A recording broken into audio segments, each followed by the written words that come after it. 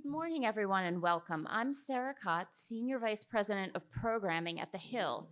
Thank you all for joining us today in person and online. And thank you to everyone joining us online for Moms Matter, Closing the Maternal Mental Health Gap. I would like to thank our sponsors, Sage Therapeutics, for their support of this very important discussion. As many of you in the room are keenly aware, right now, the United States has the highest maternal mortality rate among high-income countries. Mental health and substance abuse issues are the leading cause of pregnancy-related deaths. This week, the U.S. Department of Health and Human Services announced a national strategy with recommendations developed by the Task Force on Maternal Mental Health. Today, we will hear from advocates, maternal mental health professionals, administration officials, and members of the U.S. Senate. Before we get underway, a few housekeeping notes. If you would please turn your cell phones to silent for the duration of the program, but please join the conversation on social media. You can follow us on Facebook, X, and Instagram at The Hill Events using the hashtag #TheHillMentalHealth. And with that, I am delighted to introduce our sponsor perspective. Please welcome Vanessa Proctor, Senior Vice President of External Affairs at Sage Therapeutics. Good morning, and thank you so much for joining us here today. My name is Vanessa Proctor, as Sarah mentioned, and I am with Sage Therapeutics. Last year, the FDA approved Sage's first and only oral treatment for PPD. And as tremendous of an accomplishment as this is, because it medicalized PPD, and for the first time recognized this disorder not simply as a state of mind or a moral failing from mothers, but for a real urgent medical condition that needed to be treated with urgency. But our approval in this important field is just one step in many steps that many of you have taken to ensure moms and families have what they need moving forward. And today, I am extraordinarily honored to introduce you to one advocate whose name is Stephen D. Achille, who in 2013 lost his wife, Alexis, to PPD. In 2013, Alexis did not have access to the important information required to make important health decisions for herself and her family, nor did she have a healthcare provider who recognized the signs and symptoms and the urgency to treat. So please join me in listening to Stephen's story. And I want to thank you in advance for joining Sage, The Hill, and all advocates today to make sure no other mother or child or family is left behind. Thank you.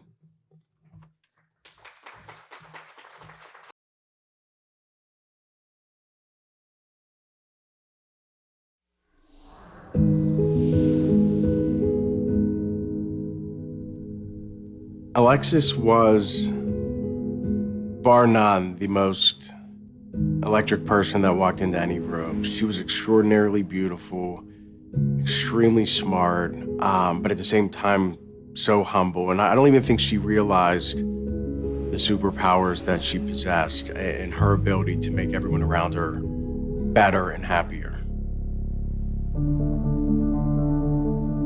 Postpartum depression was, I don't even know that it's a term I'd ever really even heard or given any thought to. I vaguely remember when she first became pregnant, somebody saying, hey, you better watch out for those baby blues. And I think that's probably the term that I was more familiar with. You know, Alexis wasn't the girl that this happens to. We weren't the couple that this happens to. And we just had this fairy tale pregnancy. She never got sick. It was like seamless. It was perfect. And it was extra hard after Adriana came because everything else up till that point was so easy. And so then what's called a code blue delivery occurs. And basically the code blue delivery, that means either mom or the baby's life's in danger. And I remember, like most moms, it's like, they're overlooked. But at the time, all eyes were on our daughter because she's the one whose life was at risk. And I remember trying to talk to the doctors, and I looked at her from across the room, and she was laying in bed, and she's like looking my way. something changed. And her eyes were like glassed over, and it was almost like there was nothing behind them. And I don't think she ever like recovered from it. It was like she was a shell of a person from that day forward. She never slept. All she did was cry. She really believed that our daughter had brain damage and it was her fault. And so she tortured herself. And she said, I think we should give Adrian up for adoption. We'll find a great home for her. We'll find the most loving parents, and everything will go back to normal. That was when I was like, man, we have a really big problem here. Bigger than I could have ever imagined.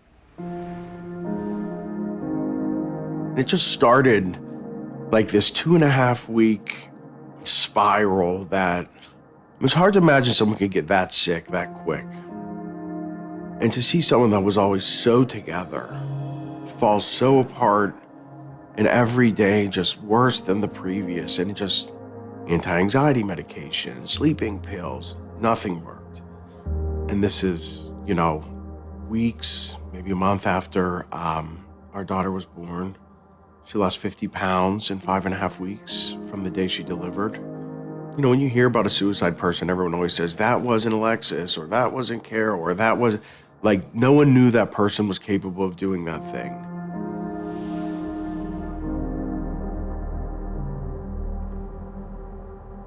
She looked at me and she said, nobody cares about people like me. Nobody's gonna help me.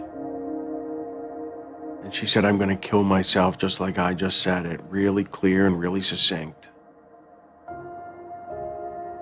And it's so disgusting. And so shameful. For me to be here today, the ball was dropped so many times, it is sickening.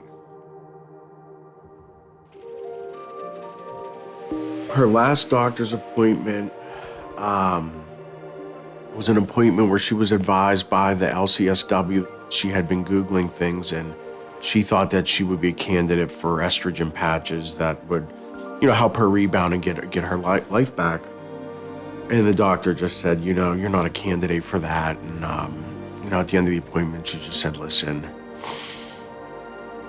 you're not cut out for this. Just go on birth control.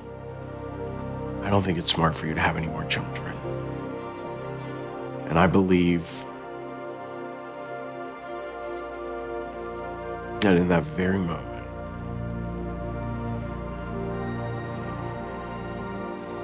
she had resigned, and she knew that it was going to be over soon.